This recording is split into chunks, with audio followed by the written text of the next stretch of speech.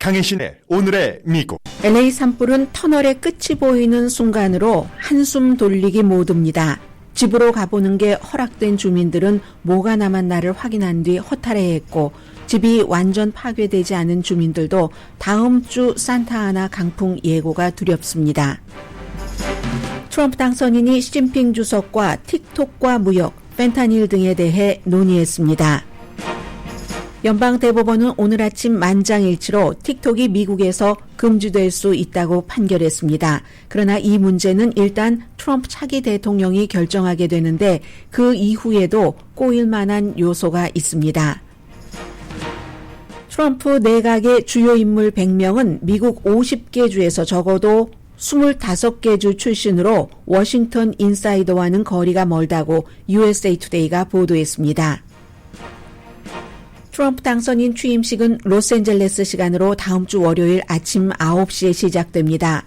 8년 전에는 희망을 강조하는 보통의 미국 대통령 취임사와는 달리 미국의 대학살이라는 어두운 내용의 취임사였습니다. 그러나 월요일에는 단합과 빛을 강조할 것으로 알려졌습니다.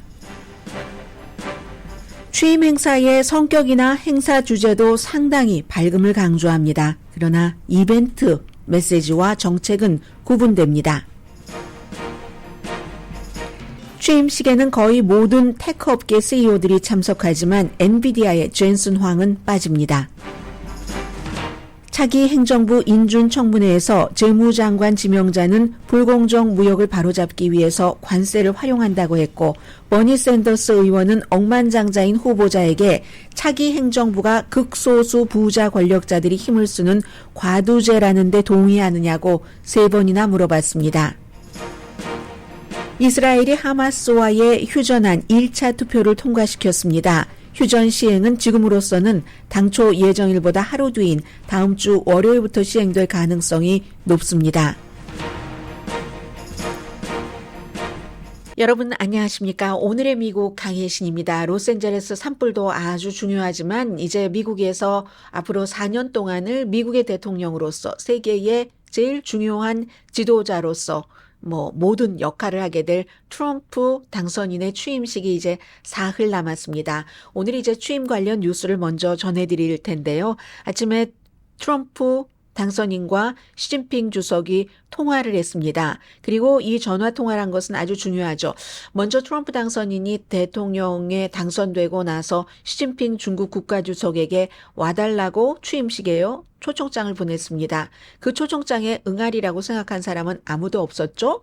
당연히 이제 중국의 국가주석은 미국의 대통령보다도 훨씬 이제 권위주의적으로 보이고 해야지 되는데 대통령이 저 위에 단상에 있는데 그 아래에 앉아 있는다는 그림 자체가 맞지도 않고 그래서 이제 그랬는데 오늘 트럼프와 시진핑이 전화 통화를 하기 몇 시간 전에 부주석을 한정을 이제 취임식에 참석하기 위해서 그를 보낸다 이런 발표를 하고 몇 시간 뒤에 트럼프 당선인과 시진핑 주석이 전화 통화를 했습니다. 중국의 고위 지도자가 이렇게 미국 대통령 취임식에 참석하는 것은 처음이니까 중국도 트럼프 대통령과 잘 지내보고 싶다 하는 것을 충분히 표현을 하게 되는 거죠. 바이든 취임식 때는 특사 보내지 않았습니다. 그때는 물론 팬데믹이기도 했고 팬데믹 그 시기에 중국이 어느 나라보다도 가장 이제 뭔가 사람들이 출국하고 입국하고 하는 것을 까다롭게 했었던 그런 때이기도 하고요. 트럼프의 그럼 일기 때는 그리고 그때는 팬데믹이었기 때문에 바이든 취임식장도 그다지 이렇게 거대하게 일부러 신경을 쓴다던가 그렇지 않았습니다. 그리고 트럼프 일기 때는 중국 대사가 참석을 했거든요. 보통 이제 그런 외교 사절단들이 오는 게 기본이죠. 기본인데 이번에는 부주석이 국가서열 8위랍니다. 중국에서는. 아무튼 높은 사람을 보내는 거예요. 이렇게 이제 이런 일들이 있고 전화 통화를 했는데 이런 얘기는 항상 이제 트럼프 대통령 당선인이 중국보다 먼저 발표를 하죠. 트럼프 대통령 당선인은 본인의 그 소셜미디어 계정에 방금 시진핑 주석과 통화를 했는데 미국에게도 좋고 중국에게도 좋은 통화였습니다. 문제가 많은데 그 문제 우리가 함께 해결할 것이고 즉시 그 문제를 해결하는 것을 시작할 것이다 라고 얘기를 했습니다. 당연히 중국과 미국 하면 무역 문제 있죠. 펜타닐 문제 있죠. 틱톡에 대해서도 얘기를 했다고 했습니다. 어떤 얘기를 얼만큼 했는지는 모르겠습니다만은 그래서 시진핑 주석과 트럼프 대통령 당선인 저는 세계를 더욱 평화롭고 안전하게 만들기 위해 가능한 모든 일을 할 것입니다. 어제는 그 트럼프 대통령 당선인이 평소에 늘 못마땅해 했었던 캘리포니아, 로스앤젤레스임에도 불구하고 나는 미국의 대통령이다 하면서 로스앤젤레스 올림픽도 성공하게 모든 것을 지원할 것이고 캘리포니아, LA 산불에도 연방정부가 할 수 있는 모든 지원을 하고 대통령에 당선되면 LA 산불 지역을 방문을 하겠다고 대통령으로서 이렇게 밝혔고 오늘도 지금까지 이제 선거가 끝나고 나서 계속 중국을 압박을 했죠. 관세 등등으로. 그러나 함께 할 수도 있다는 그런 길을 열어놓긴 했습니다. 이런 것을 보면서 한국을 생각하게 되죠. 한국도 뭐 많은 사람들이 오잖아요. 뭐 전광훈 목사가 나 초대장 받았다. 뭐 이렇게 얘기를 제일 처음 시작한 것 같은데 그런데 이제 의미 있는 그 사람들이 많이 와서 관계자들도 만나고 하는 것이 상당히 중요한데 한국은 참 아쉽다 하는 생각이 들고요. 보통은 이제 외교 사절이 많이 그 주미 그 대사들이 많이 참여를 하지만 특히 트럼프 대통령 당선인과 아주 그 친한 사람들이요. 뭐 아르헨티나 대통령이라든가 이탈리아 총리라든가 하비에르 밀레르 그리고 무슨 뭐 멜로니 총리라든가 일본은 외무상이 뭐 온다는 것 같죠? 이런 식으로 한국이 좀 아쉽다 하는 생각은 들었고요. 그리고 이제 틱톡의 경우는 오늘 아침에 연방 대법원에서 이건 트럼프 당선인에게는 별로 좋지 않은 그런 그 판결인데 만장일치로 뭐 보수고 진보고 상관없이 연방 그 의회에서 초당적으로 틱톡의 그 모 회사가 바이트댄스가 미국 사람들에게 팔리지 않으면은 이걸 이제 19일 밤부터니까 일요일 아침부터가 되겠네요. 여기 미국에서 사용할 수 없도록 초당적으로 원방 의회에서 통과시킨 것을 그대로 지지를 하는 판결을 내렸습니다. 이 소송은 표현의 자유다, 수정헌법 위배다 하고 소송이 들어간 것에 대해서 아니라고 이게 이제 미국 안보에 위배가 된다는 그런 이제 연방 그 의회의 판결을 이제 손을 만장일치 거의 안 나오는데 만장일치로 나온 것이죠. 그래서 이 트럼프 대통령 당선인이 이거 좀 연기해달라라고 긴급 요청을 했었는데 오히려 연방 대법원은 빨리 서둘러서 이건 이제 그 금지할 수 있다. 이 위헌이 아니다, 합헌이다라고 판결을 내렸습니다. 그런데 거기서 끝나는 게 아니라 그렇다고 일요일에 이게 당장 틱톡이 금지되는 것도 아니고 아닌 것도 아니고 애매하거든요. 1억 7천만 명이나 미국 사람들이 쓰고 있는데 기본적으로는 1월 19일이 일요일이니까 마지막 그 바이든 대통령의 임기 마지막 풀데이입니다. 그래서 바이든 측에서 뭐라고 얘기하냐면요. 그동안 이제 이걸 막아야지 된다고 했으니까. 그런데 내가 임기 하루 남은 날 이런 중대한 결정을 하는 것은 좀 맞지 않는다. 그러니까 다음 대통령에게 넘기겠다. 바이든 대통령과 트럼프 차기 대통령의 틱톡에 관한 입장은 반대입니다. 반대인데도 불구하고 하루밖에 안 남았는데 이 하루를 내가 결정하는 것은 아니다 해서 이걸 이제 트럼프 대통령 당선인에게 넘겼고요. 그럼 트럼프 대통령 당선인이 22일에 취임식을 하고 그 취임사에는 또 틱톡의 CEO도 다른 미국의 테크 업계의 CEO와 나란히 중요한 자리에 앉고 이러니까 당연히 이제 그 트럼프 대통령 당선인의 국가안보보좌관은 계속 박스 텔레비전에 출연을 해서 이건 이제 금지해서는 안 된다 하는 차기 대통령의 말을 반복을 해서 이제 국민들에게 얘기를 해주고 있는데요. 그래서 트럼프 대통령 당선인이 우선은 행정명령으로 틱톡을 계속 사람들이 사용할 수 있도록 하는 것을 고려하는 중인데 그럼 행정명령이라는 것은 항상 완전하지 않습니다. 또 법적으로 도전이 있을 수 있고요. 그리고 이것은 아무리 지금 테크 업계의 많은 CEO들이 트럼프 대통령 발밑에 엎드려서 우리 알아서 다 뭐 원하시는 대로 해드리겠습니다. 하지만 이게 또 쉽지가 않은 겁니다. 뭐 하루에 벌금이 얼마라고 하던가요? 굉장히 많은 오자가 들어가는 그런 굉장히 많은 그 벌금인데 2024년도에 연방 의회에서 통과시킨 법에 따라서 연방 대법원도 이렇게 판결을 내렸기 때문에 계속 사람들이 사용할 수 있도록 한다면은 앱스토어라든가 클라우드 컴퓨팅 그런 그 기업들은 벌금을 물어야지 되니까 계속 그렇게 할 수 있을까? 이게 또 의문이고요. 물론 지금 앱을 다운로드를 받으셨던 분들은 그 앱스토어들이 그걸 문 닫지 않는 때까지는 다시는 다운로드를 못 받는다 할지라도 쓸 수 있을지도 모르지만 불안하잖아요. 그리고 이제 본인들의 기록이기도 하고 장사하시는 분들이나 아니면 어떤 표현의 자유로 그 틱톡에 그 영상을 올리시는 분들이나 그래서 기록인데 내가 어떻게 될지도 모르는데 하느니 그냥 다른 데로 가자 이렇게 생각하시는 분들도 계실 테고 해서 앞으로의 전망은 어떻게 될지 알 수 없을 것 같습니다. 기본적으로는 뭐 트럼프 대통령 당선인이 취임식장에 그 슈지추 이 틱톡의 CEO를 초대를 했다고 하니까 가능하면 대통령이 할 수 있는 대로 잘해주겠다는 이런 뜻으로는 보이지만 그 뒤는 알 수가 없습니다. 그리고 틱톡을 제일 먼저 금지시켜야지 된다라고 주장을 했었던 사람은 트럼프였고 트럼프가 임기 1기 대통령 때 그러나 임기 2기 후보에서 선거 캠페인을 하면서 틱톡 관계자들 미국 사람들도 많이 투자했으니까요. 그런 사람들로부터 투자도 많이 받고 하면서 마음이 바뀌었습니다. 자, 그리고는 이런 그 보여지는 것들이 굉장히 중요하죠. 미국의 이제 정치인들의 뭐 퍼스트 레이디의 의상이라든가 이런 것들이 중요한 것처럼 새로운 차기 대통령과 부통령의 공식적인 초상화가 나중에도 이제 끝나고 나서도 그려지는데 이건 이제 딱 백악관에 걸어놓는 얼굴 있는 딱 그 반신도 안 되는 이 정도 가슴 까지 내려오는 그런 이제 초상화가 발표가 됐는데 이것도 굉장히 의미가 있죠. 그리고 기본적으로는 이제 벌금을 이번에 준다고 하는데 타일을요. 트럼프 차기 대통령이나 JD 벤스 차기 부통령이나 전부 파란색 타일을 맸습니다.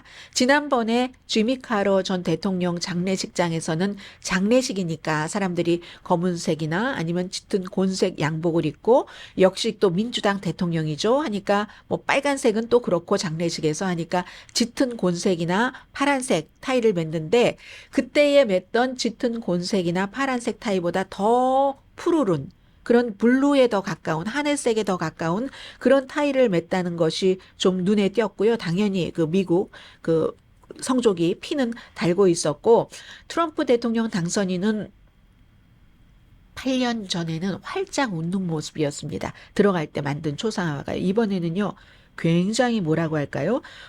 조지 워싱턴 대학교의 정치학과의 쿼드리코스 드리스켈 이 교수의 그 표현에 따르면 뭐 이런 사람들이 다 이런 거 분석하는 사람이니까요. 반항적인 이미지 그리고 어떤 법적인 여러 가지 역경을 극복한 대통령이잖아요. 그래서 회복 뭐 힘의 상징으로 바꾸고 싶어 한 것 같다. 뭐 지난번과 너무나 또 대조적이니까 웃던 것과 그리고 많은 사람들이 이거 지난번에 뭐 그 기소되고 머그샷 같아 하는데 본인들은 이 트럼프 측에서는 머그샷은 아니라고 합니다. 어쨌든 강함 굉장히 도전적인 그런 모습 딱 그 노려보는 이런 모습이고요. 그에 비해서 JD 벤스의 초상화는 대통령과 또 구분되게 가슴까지 내려왔네요. 이렇게 팔짱을 낀 거 보니까 굉장히 밝게 웃는 모습. JD 벤스의 초상화에서 한 가지 특징이 있다면 보통 때는 아이라인을 짙게 그리는데 이거 공식 초상화에서는 아이라인을 안 그렸네요. 그래서 눈이 그 짙은 그 아이라인 그린 것과는 다른 그런 모습이다. 그리고는 이제 월요일에 딱 오늘의 미국이 시작되는 그때네요. 취임식이 시작이 되는데, 물론 취임식 전에 무슨 뭐 누가 음악도 있고 미국 국가도 부르고 하다가 이제 딱 그 연방 대법원장이 선서를 주도하고 보통 이제 성경 아래에 성경 위에 손을 얹고 선서를 하잖아요. 미국 대통령으로서 뭘 하기 위해서 다 하겠습니다 하는 그런 선서가 있고 하는 그 시작하는 취임식 시작 시간이 동부 시간으로 12시고 로스앤젤레스 시간으로 아침 9시입니다. 굉장히 추운 날이라고 해요. 현대 그 대통령의 취임하는 그런 날 중에서 취임 날이라고 하는데 8년 전에 여러분들께서 그 트럼프 대통령의 취임식 하면 두 가지를 생각을 하실 겁니다. 그때 대한 사실이라는 것과 뭐 역사상 최고로 많은 사람들이 와서 하는 그런 것과 또 하나는 뭐 미국인 대학살이라는 이런 그 단어를 썼기 때문에 야, 취임사가 저렇게 어두운 건 처음 봤다라고 사람들이 다 얘기를 했었는데 이번에는요. 단합, 빛, 라이트 이런 걸 강조한답니다. 그래서 글쎄요. 그 강조를 한다고 하고 여러 가지 취임식 전에 행사들도 너무너무 많죠. 무슨 기도회도 있고 무슨 뭐 무도회도 있고 디너도 있고 하는데 그런 그 트럼프 기부자를 위한 그런 이제 기도회인데 원 아메리카, 원 라이트.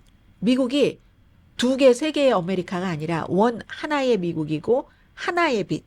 단합을 얘기를 하잖아요. 그리고 역시 기부자를 위한 만찬도 촛불 만찬, 캔들라이트 디너라고 이름을 붙였고요. 이제 그리고 이제 사람들이 이제 막 다 이제 뭐 디너 하고 나서 뭐 춤추고 하는 이런 것도 별빛 무도회, 스타라이트 볼 이렇게 그 불릴 예정이라고 하니까 그러면서 또 설명까지 냅니다. 빛이라는 게 희망을 상징하고 새로운 시작을 의미하고 앞으로 나아갈 길을 나타냅니다. 이게 이제 그 트럼프 취임식에서 사람들에게 보여주고 싶다. 이런 얘기라고 하고요. 그리고 최근까지는 그리고 지금 인준 청문회에 참석하고 있는 그 지명자들도 어떠한 의사당 폭동 사건에 관해서 트럼프 그 당선인을 수사했었던 사람에 대한 보복 수사, 다시 보복 수사하는 거 이런 걸 거의 할 것처럼 얘기를 했습니다. 법무장관 지명자도요. 그런데 트럼프 당선인은 최근에 물론 많은 이슈들이 있었지만 LA 산불이라든가 그런 것들도 있었지만 선거 전후로 굉장히 강조를 했었던 그 정치적인 적에 대한 보복 이런 얘기를 요즘에 좀 덜 하고 있거든요. 정적들에 대한 보복. 근데 사실은 안 해도 될 것 같기도 해요. 왜냐하면 알아서 무슨 뭐 법무장관이라든가 이런 사람들이 해줄 것이기 때문에 더 이상 배드캅을 트럼프 대통령 당선인은 안 해도 돼서 그런지는 모르겠습니다만은 최근에 대통령 당선인이 그런 말을 줄인 것은 사실입니다. 물론 캘리포니아주에 대해서 산불이 일어나서 여러 가지 말한 이런 것들은 있지만요. 해서 트럼프 대통령 그 당선자 자신도 그게 언제였었죠? 12월 달에 MBC와 인터뷰할 때도 보복 이런 것도 약간 얘기를 하면서 결국은 단합 같은 것도 얘기를 했거든요. 대통령으로서 당연한 일이기도 하고 너무나 환영할 만한 그런 일이기도 합니다.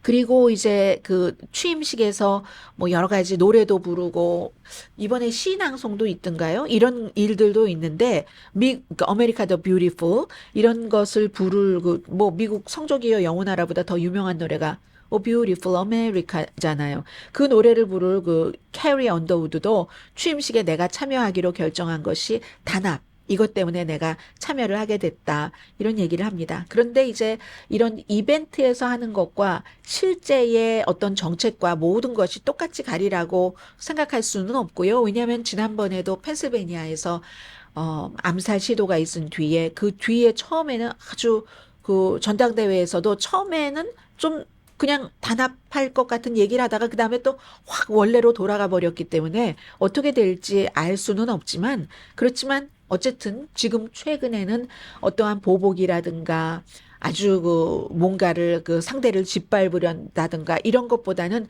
미국은 하나다 하는 것을 굉장히 그 강조하는 이런 트럼프 대통령 당선인의 모습입니다.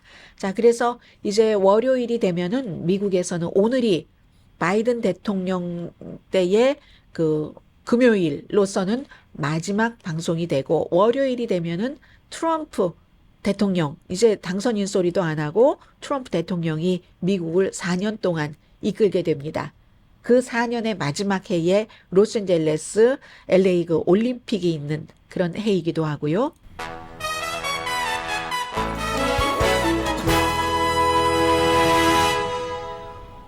잠시 뒤에는 이제 로스앤젤레스 산불 아직 집에 못 가시는 분들이 대부분이기 때문에 어정쩡하기도 하고 딱 그 현장을 보지 못하신 분들도 꽤 될 것 같고요. 그런 여러 가지 문제들이 있고 그리고 이제 미국이 이제 새로운 행정부로 바뀌니까 그때는 또 새로워지는 것들이 있죠. 잠시 뒤에 전해드립니다.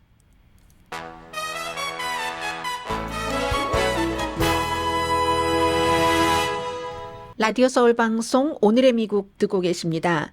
우리가 미국에서 제일 많이 그 사용하는 단어 가운데 하나가 커뮤니티죠. 커뮤니티 하면은 당연히 이제 물리적인 로스앤젤레스 이 커뮤니티 하면 물리적으로 뭐 어디부터 어디까지 이런 것들이 있지만 사실은 그렇게 딱 그 구획을 정하는 게 아니라 뭐 마음속에 있는 때로는 나도 의식하지 못했는데 뭐 함께 가는 손에 잡히지 않는 그런 무형의 여러 가지 것들도 커뮤니티인데 지금 퍼시픽 팰리세이즈나 아니면 그 엘타디나 이튼 그 산불이 일어난 곳에 살고 계셨던 분들은 두 가지를 다 잃어버리신 분들이 굉장히 많으실 겁니다. 오늘 로스앤젤레스 타임스 일면을 보면은요. 전체적으로 지금 전부 이제는 아주 세세하게 퍼시픽 팰리세이즈에서 어떤 집들이 동네가 완전 다 불탔어요. 뭐 엘타디나도 마찬가지고 그리고는 이제 이 생존자 어떤 생존자는 아주 뭐죠? 죄책감을 느낀답니다.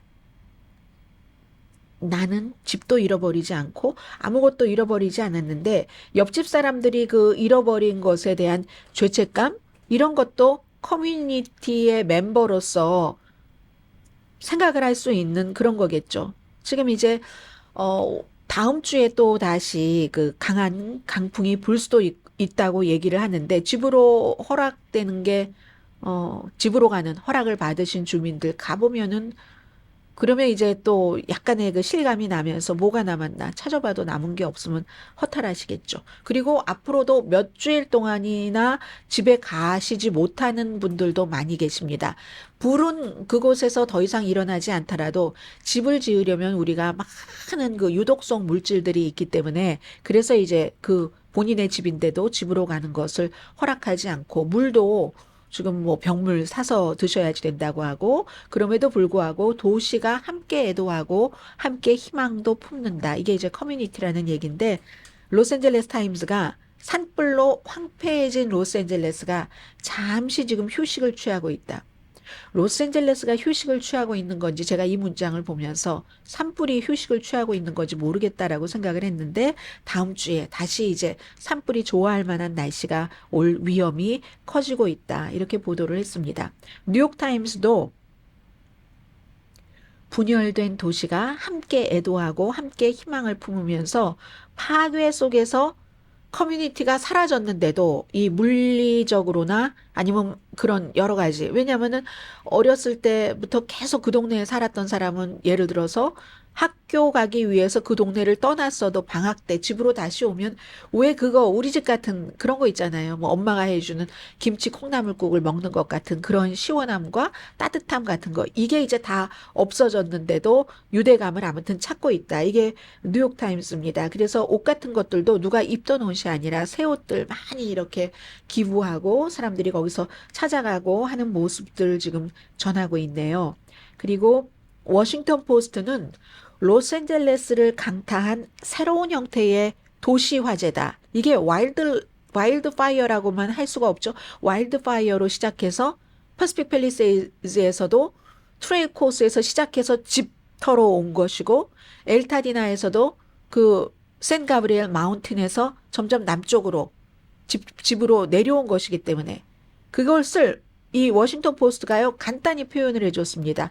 요즘에 우리가 계속 얘기하고 있는 위플래시라는 아주 날씨의 변동이 심해서 이렇게 딱 이런 일이 일어나는 것을 맨 아래 어떻게 했냐면요. 남가주에 어떻게 이 산불이 재앙으로 번졌는가 이걸 설명을 딱 해주고 지도가 이제 집이 다 탄 곳이 더 많은 그런 지역을 딱 찍었네요. 그래서 로스앤젤레스 지역이 겨울인데도 더웠고 핫했고 그리고 건조했는데 그런 날씨가 어떠한 초목을 굉장히 마르게 했다. 그리고 나서 바람이 불어왔는데 당연히 이제 그 초목이 불쏘시개가 된 것은 우리가 뭐 상상하는 그대로인데 그래서 바람이 방향이 어느 쪽으로 가느냐가 중요하잖아요. 산 쪽으로 올라가느냐 바다 쪽으로 가느냐가 아니고 이건 사람들이 살고 있는 집터 쪽으로 왔죠. 집터 쪽으로 왔었을 때 오래된 집들 화재에 견디기 힘든 그런 그 어떤 그 건축 자재로 지어진 집들도 집 자체가 또 불쏘시개가 돼서 이렇게 대재앙이 돼버렸다. 이런 것을 이제 워싱턴 포스트가 보도를 했습니다.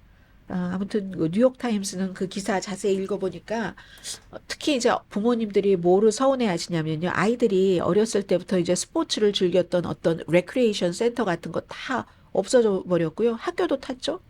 교회도 탔어요. 가게도 없고 도서관도 없고 그런 것들.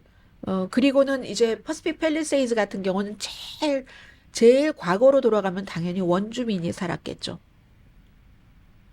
그 다음에 거기에 주인이 이제 스페인 사람들, 그리고 멕시코 사람들.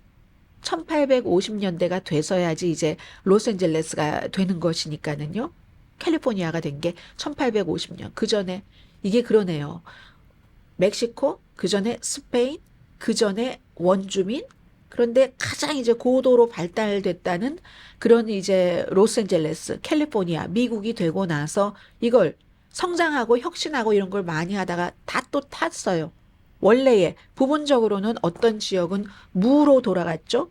그러나 여기서 워낙에 이 로스앤젤레스가 퍼시픽 팰리세이즈나 엘타디나나 다른 또 뭐 헐스트 산불이 난 그런 지역이나 성장하고 혁신하고 변화하는 곳이기 때문에 결국은 지금은 당연히 이 뉴욕타임스 표현입니다. 애도할 때다.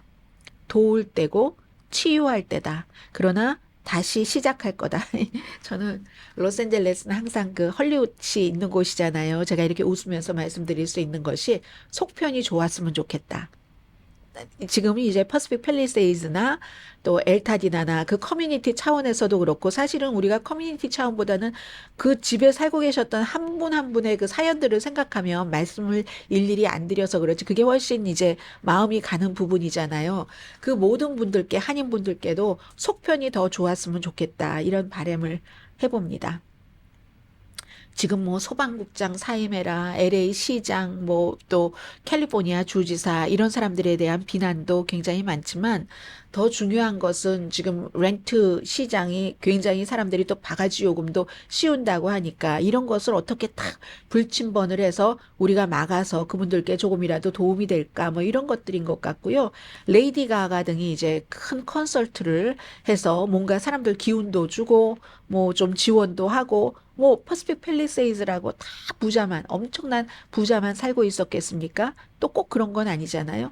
거기서 스몰 비즈니스를 빚을 내서 하셨던 분들도 계실지 모르는 거고 뭐 엘타디나도 마찬가지고요. 아무튼 LA 속편이 더 잘 나왔으면 좋겠다. 또 하나는 이 산불 기세가 잠시 쉬는 게 아니라 그냥 좀 푹 쉬었으면 좋겠어요. 바람이. 산타아나 바람이. 그런 생각 듭니다. 자, 그리고 지금 한 가지를 더 말씀드리고 싶은데요. 조금 긴 기사. 오늘 USA 투데이의 일변에 어떤 내용이 실렸냐면요. 맨 위에는 그 바이든의 페어웰 어제 말씀을 드렸습니다. 굉장히 따뜻했지만 경고성이 있었다. 이게 이제 과두제에 대한 경고잖아요. 그리고 그 아래 보면 훨씬 더 큰 분량으로 지금 어떤 관점이 변하고 있다. 관점이 완전히 바뀌고 있다. 근데 이 USA 투데이는 이 트럼프 대통령 이제 취임하면서 기사를 쓴 건데 워싱턴에 인사이더가 많은 게 아니라 트럼프 대통령 당선인 행정부에서 일할 사람들은 아웃사이더, 다른 굉장히 그 주별로 다양한 사람들이 그 안에 들어갔다 하는 것을 얘기를 해주고 있거든요. 물론 다양한 사람이 들어가서 모든 것을 다 다양하게 할지, 그럼 왜 다양한 사람이 들어가게 됐는지 이런 사연은 다 구구절절이 뭐가 있겠지만 어쨌든 역대 현대 대통령 누구보다도 굉장히 그 다양하게 각 주에서 많은 사람들이 갔다는 건데, 특히 플로리다에서 많이 갔죠. 뉴욕에서도 많이 갔죠. 성격이 좀 다르지만 뉴욕에서는 부자들, 헤지펀드, 억만장자 이런 사람들이 이제 상무장관, 재무장관 이런 것으로 들어갔고, 플로리다 주에서는 뭐 법무장관 지명자라든가 지금 될 거예요. 어차피 그런 사람들, 어떤 이상 이런 걸 이제 같이 하는 이런 사람들이 많이 들어갔는데, 마르코 루비오 플로리다주에서 더 이상 마이애미 돌핀스 게임 못 볼 거다. 국무장관 될 것이라는 얘기죠. 크리스틴 노엘, 마운틴 러시모어, 이 사우스다코타 여기에 주지사였는데 워싱턴 DC로 간 거예요. 로버트 케네디 주니어 캘리포니아주에 살았죠. 캘리포니아주에서 무슨 헐리우드의 엘리트를 보는 것처럼 뭐 워싱턴 DC에 가면 그 사람은 마가 엘리트들과 같이 일해야 된다. 이런 표현을 하면서 억만장자도 많고 사면을 받은 중범죄자도 또 중책에 기용이 됐고, 이건 이제 이방카의 그 시아버지를 얘기하는 거죠. 그 프랑스 대사로 갔고, 또 둘째 딸의 장인도 뭐 중동의 어떤 그 특별한 그 일을 맡겼죠. 그 밖에는 마랄라고의 멤버, 그리고 트럼프의 개인 변호사들. 워싱턴에서는 일부다. 이게 다른 대통령들과 다르다는 겁니다. Make America Great Again 기반으로 백악관과 연방기구에 다 이런 사람들이 들어가서 거의 100명을 리뷰를 했더니 50명이 50명 정도가 50개 주 가운데 반 정도 출신. 이게 예전에는 그 워싱턴에서 막 경험 많고 이런 사람들이 많이 가는데, 이게 트럼프 그 행정부는 다르다고 얘기를 합니다. 그리고 트럼프 대통령 당선인이 선거 캠페인을 할 때 그렇게 얘기를 했어요. 워싱턴의 딥스테이트 관료주의다 이거 비난하면서, 본인은 그 정부의 여러 가지 의사결정을 하는 데 있어서 워싱턴에서 사람들을 데리고 오는 게 아니라 아주 애국자들을 다양한 곳에서 데리고 가겠다 이렇게 얘기를 했습니다. 그 약속이 반영이 된 것이라고 표현을 합니다. USA Today는 워싱턴 DC라든가 아니면 버지니아 이쪽, 메릴랜드라든가 이쪽 출신은요 한 10명 정도밖에 안 된답니다. 다른 때는 그게 굉장히 많았는데요. 뉴욕과 플로리다에서 한 20명 정도가 갔고, 그런데 이게 그렇게 했다고 해서 꼭 그 다양함을 반영하기 위해서만 그런가? 또 꼭 그런 건 아니랍니다. 이 트럼프 대통령 당선인이 임기 1기 때에 워싱턴에서 이제 이제 그 다음번에 중요한 역할을 맡을 수 있는 사람을 서로 이제 사이가 나빠서 뭐 해고하거나 나가거나 가장 이제 중요 인물의 인사 이동이 많았던 그런 또 행정부가 트럼프 행정부이기 때문에, 그래서 이제 뭐 그럴 수도 있다 이런 표현들도 하고 있고요. 아무튼 뭐 백악관의 비서실장, 국무장관, 법무장관, 국가안보보좌관 전부 플로리다주 출신입니다. 자, 이런 것들이 있어서 8년 전과는 좀 다르다. 그리고 노스다코타의 주지사 그 더그 버검도 이 예비선거에서 굉장히 다른 후보들보다 예의 바르게 행동을 했죠. 어떤 사람들은 더그 버검이 대통령 되는 게 훨씬 어울릴 것 같다라고 얘기한 사람도 있는데, 어쨌든 이 사람은 트럼프 그 대통령 당선인이 볼 때는 나에게 예비선거에서도 그렇게 험하게 굴지 않았어 해서 이제 뭐 내무장관이 되겠죠. 아주 당연하게 될 것으로 보고 있습니다.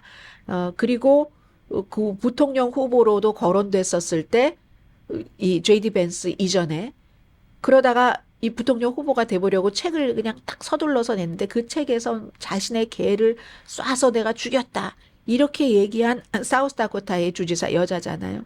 이 여자 주지사는 안보부 장관, 노엠은 국토안보부 장관이 될 것이고, 뉴욕의 억만장자 하워드 루트닉은 선거 때 돈도 많이 기부를 했고, 뭐 어쨌든 상무장관.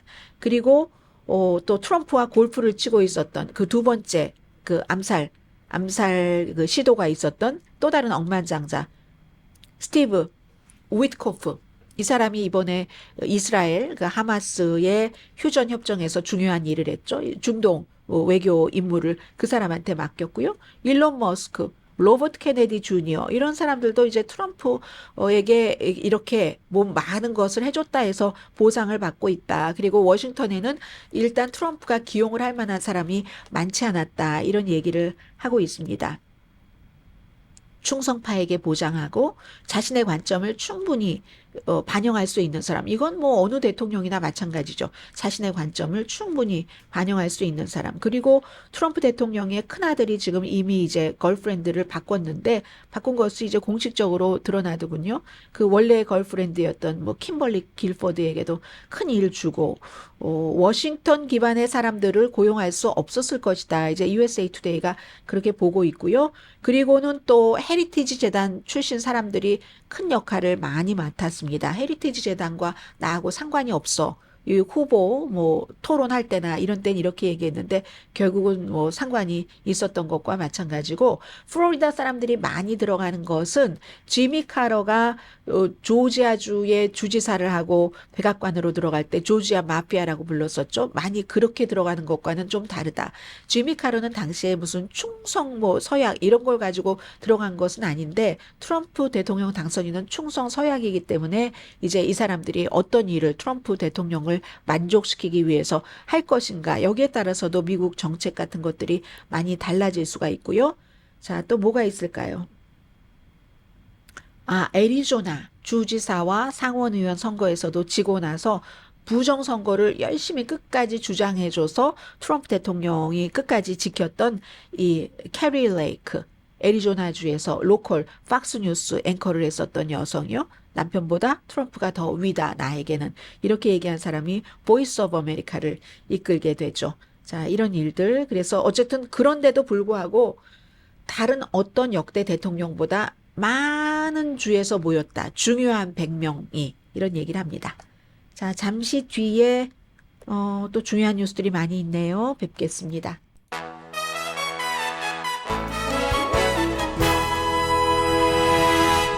라디오 서울 방송 오늘의 미국 듣고 계십니다. 이 트럼프 대통령 그 당선인 취임식에 아주 테크놀로지 업계 사람들 다 가잖아요. 알파벳 CEO, 메타 CEO, 또 제프 베이조스, 워싱턴 포스트 사주이기도 하면서 아마존, 또 누가 있나요? 오픈 AI CEO 샘 알트만 이런 애플 팀 쿡도 가고 다 이제 나란히 일론 머스크와 같지 않겠죠? 뭐 일론 머스크는 조금 다른 자리를 주려나요? 그런데 여기서 거의 이렇게 딱 보면은 중요한 인물들 다 가네 하는데 빠진 사람이 있습니다. 엔비디아의 젠슨 황. 왜 빠졌을까요? 지금 기본적으로는 뭐 아시아 방문 중이고 그런데 여기에 꼭 오고 싶다 하면은 그 방문 뭐 중단해도 되는 거잖아요. 음력 설을 지내기 위해서 이제 갔답니다. 갔는데 근데 엔비디아의 경우는 이 엔비디아의 젠슨 황은 전에도 한 번도 물론 그 전이야 뭐 8년 전, 뭐 12년 전 이렇게 가면 뭐 엔비디아가 그렇게 뭐 확실하게 눈에 띄는 그런 기업도 아니었었지만 대통령 취임식에 참석해 본 적이 한 번도 없고요.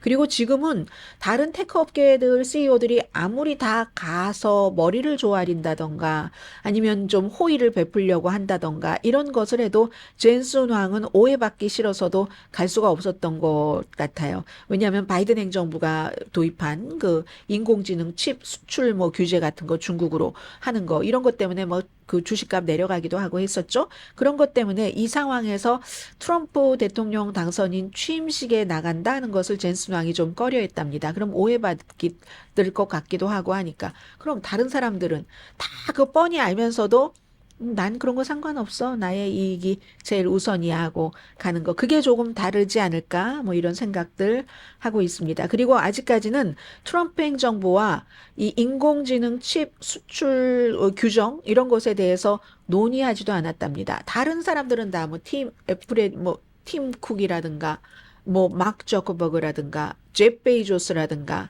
이런 사람들은 다 뭔가 뭐 기부하고 뭐 가서 접촉을 하고 그렇게 하는 게 또 그 업계에서는 너무나 전형적이고 당연한 거고요. 한국 업계도 지금 줄을 댈 수 있으면 전부 대고 있잖아요. 한국에서 미국에서 전부. 근데 이제 젠슨 황은 그런 거 지금 안 하고 있답니다. 자, 그리고 재무장관이 지금 좀 중요할 텐데요. 이 재무장관이 어제 보니까 청문회 할 때 세금 내리기를 원하고 분명하게 밝혔습니다. 관세는 올린다. 이걸 밝혔거든요. 밝혔는데 이것을 밝히면서 중국을 우선 겨냥하기 위해서 우리가 그동안 너무나 불공정한 무역 관행이 있었기 때문에 협상에서 우리 좋은 위치 차지하려면은 관세 적극적으로 사용하는 게 너무 맞고, 그리고 또 인공지능이라든가 양자 컴퓨터라든가 올해는 뭐 지금 양자 컴퓨터가 핫한 월드잖아요. 감시 무슨 반도체 이런 것에 대해서도 굉장히 엄격하게 정부가 규제를 해야지 된다라고 얘기를 하고, 그 비센트 재무장관을 얘기를 하는 겁니다. 이 사람 상무장관 되고 싶었는데 재무장관 된 거죠. 상무장관이 할 수 있는 일이 더 많으니까. 그리고 트럼프 행정부 1기 때 했었던 세금 감면, 이게 문제 크게는 부자에 대한 세금 감면이 포커스를 받죠. 왜냐하면 그게 액수가 많으니까. 영구적으로 유지해야지 된다는 것을 어제 굉장히 강하게 얘기를 했습니다.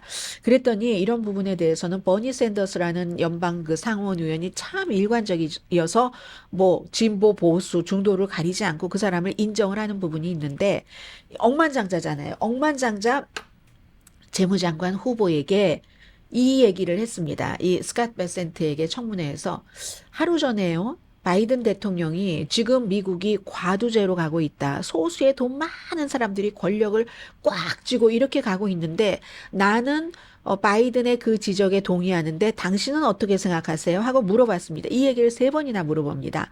우리나라가 어느 때보다도 심각한 소득, 부의 불평등인데 이 사람 바이든 대통령은 전날 고별 연설에서 사람 이름은 얘기하지 않았지만 이 버니 샌더스는 일론 머스크, 제프 베조스, 마크 저커버그 세 사람이 거의 1조 달러 뭐 이런 것을 그 가치를 지니고 있는데, 이건 미국의 아래에 1억 7천만 명 뭐 절반 이상에 뭐 해당되고 뭐 이런 거 돈 계산하는 거 있잖아요.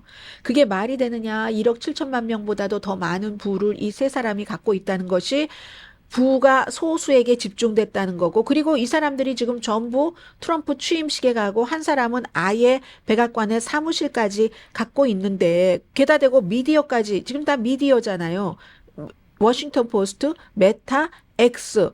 이게 말이 되느냐. 소수의 억만장자들이 돈으로서 정치인들에게 어떤 힘을 영향하는 거, 힘을 발휘하는 것을 넘어서 이렇게 미디어까지 갖고 있으면, 정치적, 경제적, 미디어적인 힘을 갖고 있을 때 바이든이 이걸 과두제라고 했는데 여기에 동의하느냐? Three people, more wealth than the bottom 170 million. An oligarchy is taking shape in America of extreme wealth, power, and influence that threatens our entire democracy, our basic rights, and freedoms. End of quote. That's what President Biden said last night. I agree with him. 이렇게 얘기를 하니까 나는 동의하는데, 그랬더니 이 그 베센트 그 재무장관 지명자가요. 뭐 초대해줘서 이게 뭐 이래서 감사합니다. 제가 여기 나와서 뭐 말할 수 있게 된 게 뭐 영광입니다. 뭐 말하자면은 이 청문회에 나온 뭐 이런저런 얘기를 하면서 뭐 여러 가지 뭐 말이 안 되는 말을 막 갖다 붙여요. 정치인들 이런 거 많이 하잖아요. 관세와 중국 논의에 대해서 후속 자료를 뭐 보내드렸고 뭐 그걸 보시면은 알고, 무엇보다도 지금 말씀하신 그 세 사람이 다 자수성가해서 돈 번 것 아니냐. 그리고 뭐 일론 머스크는 이민자가 아니냐 이렇게 답변을 했어요. 그랬더니 샌더스가 이민자인 거 알아요. 그리고 개인을 지금 우리가 욕하려고 하는 게 아니라, 그리고 머스크 같은 경우는 특히 트럼프 행정부의 일원이 될 텐데 어떻게 세 사람이 하위 반 인구 그 숫자 이상의 사람보다 더 많은 부를 갖고 있고 이렇게 대통령과 가까워서 뭐를 하고 있을 때 그때 과도제라는 거 여기에 동의하시냐고요. Mr. Musk came to the country as an immigrant. I understand that, but what I'm Jeff asking Bezos. you is, So, this is not a condemnation of any one individual. I'm just asking you, with so few people have so much wealth and power, but do you think that is an oligarchic form of society? Do you? 그런 것을 얘기하는 거예요. 나는 그 사람 뭐 어떻게 돈을 벌었느냐 안 벌었느냐 비난한 게 아닌 겁니다. 이 과도적인 형태의 그 국가가 위험하다고 생각하지 않으십니까? 이렇게 얘기를 하니까 이 베센트 그 후보가요. 아, 그런데 그 지금 과두제의 그 중요한 인물이라고 말하는 사람에게 바이든 대통령도 뭐 대통령 훈장도 주던데 조지 소로스 같은 사람을 얘기를 한 거겠죠? 이렇게 얘기를 핵심을 또 피한 겁니다. President Biden gave the Presidential Medal of Freedom to two people who I think would qualify for his oligarchs. 그랬더니 샌더스가 내가 개인을 비난하자는 게 아닙니다. 소수의 사람이 그렇게 막대한 부와 권력을 갖고 있을 때 그 사람들이 원하는 대로 미국이 앞으로 다 이렇게 바뀐다고 이거 과도제가 된다고 염려하지 않으십니까? 이렇게 얘기하는데도 답변을 끝내 안 했어요. 그랬더니 샌더스도 답변을 안 하시는군요. 다음 질문 들리겠습니다. The ability to move up and down the income. No, that's not really the answer. I mean, even if you had that mobility. 이건 답변을 받기 위해서 했겠습니까? 그냥 이걸 상기시키는 거죠. 잠시 뒤에 뵙겠습니다.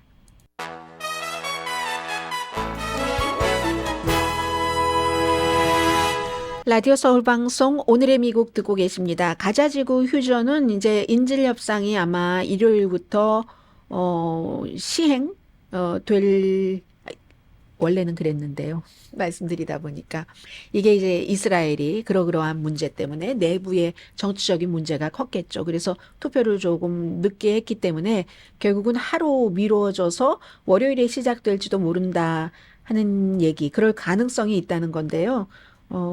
글쎄요. 또 이스라엘 내부에서 항상 이런 중요한 일들은 될 것 같다가 안 될 것 같다, 될 것 같다, 안 될 것 같다 하는 게 참 많습니다. 예전에 그 북한이 어떠한 그 협상이 활발하게 진행될 때는 항상 마지막까지 다 갔다가 안 됐다가 이런 일들이 많잖아요. 일단 지금은 기본적으로 하마스나 이스라엘 쪽에서 협상은 하겠다라고 얘기를 했고요. 가자지구 내부에서 이거 협상해서 집으로 돌아갈 수 있는가 했다가 다시 또 집으로 돌아가지 못한다고 하니까 엄청 사람들이 화가 났다고 얘기를 합니다. 어쨌든 그리고 이게 이제 휴전이 이루어지고 사람들이 집으로 돌아가고 인질들이 집으로 돌아오고 해도 가자지구의 경우는요. 얼만큼 피해가 났는지, 복구는 얼만큼이 걸려야지 이루어질 수 있는지 아무도 모릅니다. 가서 현장을 봐야지 안다는데 지금으로서는 유엔이 한 5천만 톤 정도의 잔해는 치워야지 되고, 지금 뭐 멀쩡히 서 있는 건물보다 부서진 건물이 훨씬 많으니까요. 그러면 5천만 톤 정도의 잔해를 치워야지 된다면요. 트럭이 100대가 풀타임으로 15년 이상 걸려서 해야지 되는 일이랍니다. 데이빗 린치라는 뭐 큰 스크린, 뭐 블루벨벳, 작은 스크린, 뭐 트윈픽스 이런 만든 감독이 숨졌다고요. 그 패기종이라고 하는데 담배를 많이 피웠다고 하죠. 78세. 아주 스타일 있는, 원래 그림하다가 영화 감독된 사람, 그런 얘기가 있고, 트럼프 대통령 취임식은 실내에서 이루어진답니다. 날씨가 너무 추워서 영하로 내려가서 월요일에 실내에서 취임식을 하게 됐습니다. 강혜신이었습니다.